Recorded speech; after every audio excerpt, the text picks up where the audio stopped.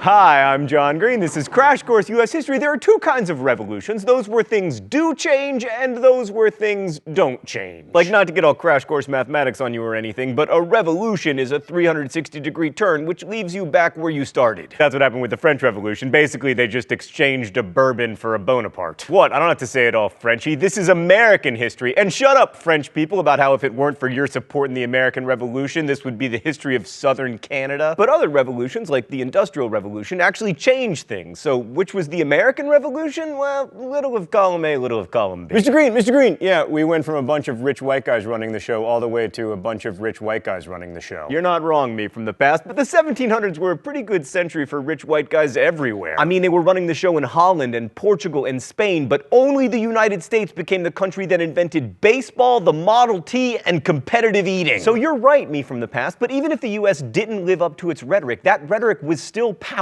And in the end, whether you care more about ideas or policy defines whether you think the American Revolution really was revolutionary.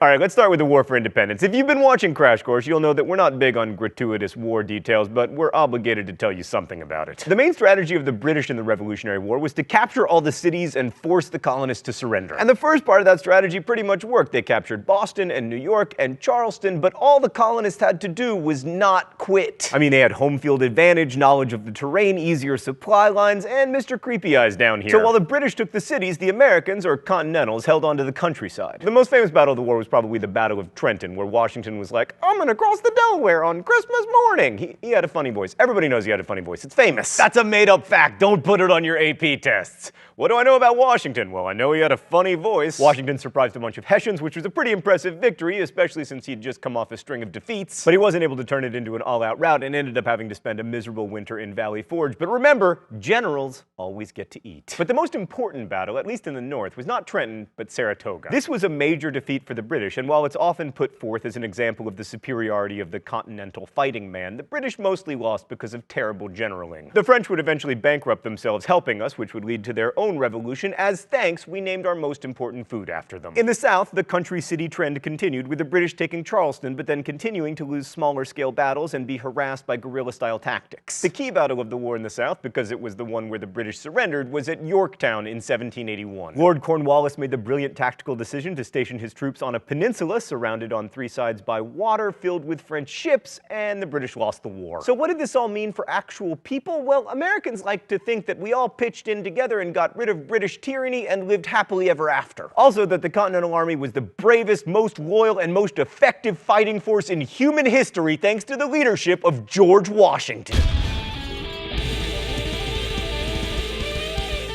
But actually, well, yeah, let's go to the thought bubble. Morale among Continental soldiers was often pretty low.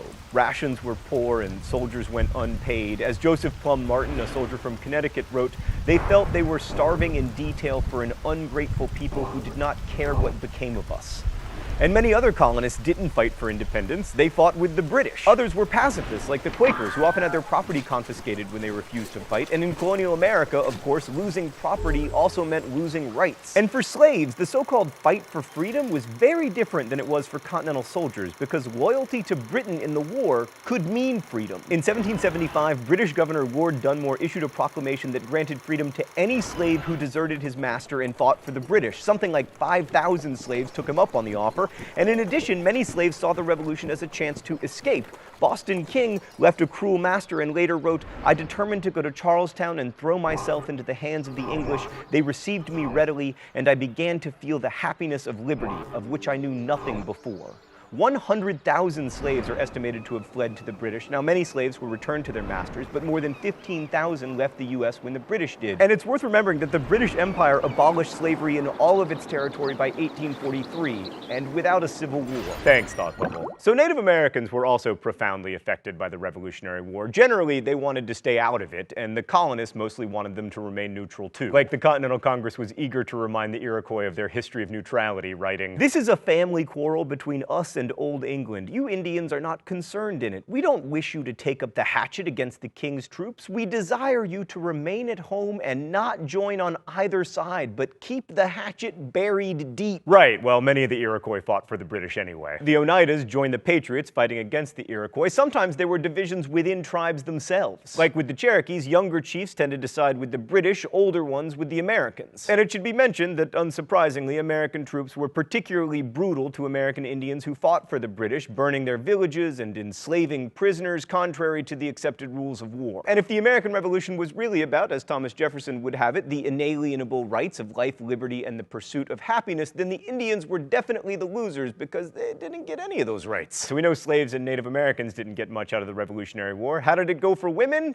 Yeah, not great. Some colonial women fought in the war. Deborah Sampson dressed as a man and fought at several battles, once even pulling a bullet out of her own leg. But women didn't get much out of the Revolution. They were basically still considered wards of their husbands, or if they were unmarried, saleable assets of their fathers. However, the idea of Republican motherhood became really important. It held that for the Republic to survive, it was necessary to have a well-educated citizenry. And since women were the primary educators, they themselves needed to be educated so they could, to quote founding father Benjamin Rush, instruct their sons in the principles of liberty and government. But not vote or own property. So the war didn't end slavery, it didn't much change the roles of women, and it didn't displace the elite, land-owning, pasty, white guy leadership of America. So what was revolutionary? Well, the ideas, a lot of which are summed up in a single sentence of the Declaration of Independence. We hold these truths to be self-evident, that all men are created equal, that they are endowed by their Creator with certain inalienable rights, and that among these are life, liberty, and the pursuit of happiness. So when the colonies became states, they all created constitutions which opened voting to more people. While most states still had property qualifications for voting, the bar was lowered, so there were far more voters than there had been, although they were mostly white and male. But still, another aspect of the American Revolution that was pretty revolutionary was the beginning of true religious freedom. Like with independence, the Church of England ceased to be the Church of America. And some founders, like Thomas Jefferson, were deists, believing that God had created the world, but then stepped away to create other universes or try to build a boulder too big for him to lift. Jefferson called for a wall of separation between church and state that's best embodied in the bill for establishing religious freedom in Virginia, which Jefferson was so proud of that he had it mentioned on his tombstone. And the American Revolution profoundly changed the economy too. Like, all these new ideas of liberty led to a decline in apprenticeship and indentured servitude, and immediately after the war you began to see the split between the North with its reliance on paid labor and the South with its reliance on slavery. Slavery was actually on the decline in the South until Eli Whitney went and invented the cotton gin in 1793, which A, made it possible to turn a profit growing inferior American cotton, and B,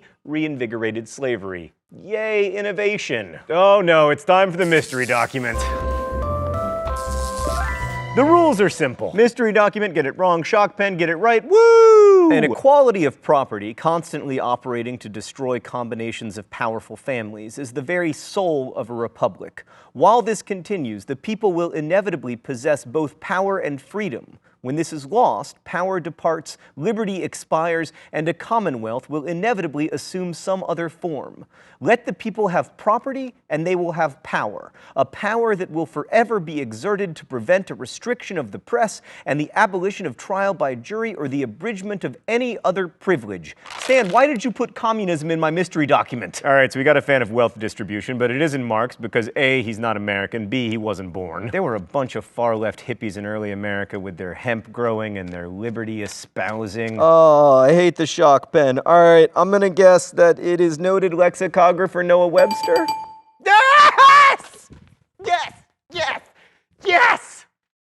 Yes! Nailed it! Yes! Stan, that was the best one ever. That was my biggest victory to date. So it's worth remembering that some early Americans proposed a vision of liberty that sprung out of the idea of equality of property, which is very different from the way we imagine liberty today. But ideas of liberty, as diverse as they were, are really at the heart of what makes the American Revolution revolutionary. And that brings us back to slavery. The most common complaint among American high school students is that the revolution was deeply hypocritical. I mean, how could this guy write that all men were created equal when he himself held held slaves and had kids with one of them. And even crazier, American colonists often referred to themselves as slaves because they were denied the right to have a vote in Parliament about their taxation. Now, some people recognize that it was a smidge hypocritical to claim to be enslaved by British taxation, while they themselves were actually enslaving people. But very few made the leap to say that liberty should mean freedom for the slaves. One exception was James Otis of Massachusetts, who wrote concerning America's slaves that unless they were free, there could be no liberty. What man is or ever was born free, if every man is not? But most of the founders, including this guy and this guy, were the cream of the colonial elites, and so they held slaves and made arguments against abolition. Like many historians now argue that Jefferson was trying to condemn slavery in the Declaration of Independence, but without slavery, he wouldn't have had his amazing life. I mean, if he'd been working, he couldn't have designed Monticello or stolen all those ideas from John Locke. And speaking of Locke, Locke equated liberty with property. And a revolution based on securing property against tyranny couldn't very well turn around and take slaves, who after all were considered property. I mean, Jefferson once calculated that his slaves gave him a better financial return than his real estate investments. That being said, there were many and frequent protests against slavery. The most vociferous protesters were often African Americans, and in the northern states at least, their pleas were heard. Between 1777 and 1804, all states north of Maryland got rid of slavery, although most did so at a very slow pace and were careful not to deprive slave owners of the value of their property. Like as late as 1830, there were still about 3,500 slaves in the north, and on the eve of the Civil War, there were still 18 in New Jersey. New Jersey! So the number of free people of color in the US skyrocketed. There were fewer than 10,000 in 1776. By 1810, there were nearly 200,000 free black Americans. So in the end, real change came, as it usually does, not through a revolutionary event, but through a revolutionary process. To me, the really novel idea that emerged from the American Revolution was of American equality. Now, obviously, this was and remains a vastly unequal social order, but I'm talking about the kind of equality that Gordon Wood described in his famous book, The Radicalism of the American Revolution. The idea that no one American is inherently better than any other. Prior to the Revolution, and certainly in Europe, there were definite classes of superior people, usually determined by birth. I mean, people knew their place and they were expected to be deferential to their betters. But all that talk of freedom and inalienable rights introduced the idea that birth wasn't destiny and that all people should be treated with respect. And the idea that no one should be denied the opportunity to succeed because of who their parents were catalyzed change not just in America, but around the world. And while the US no longer leads in equality of opportunity, that early American idea that we are all equal in our capacity to reason and to work became the foundation not just for the American Revolution,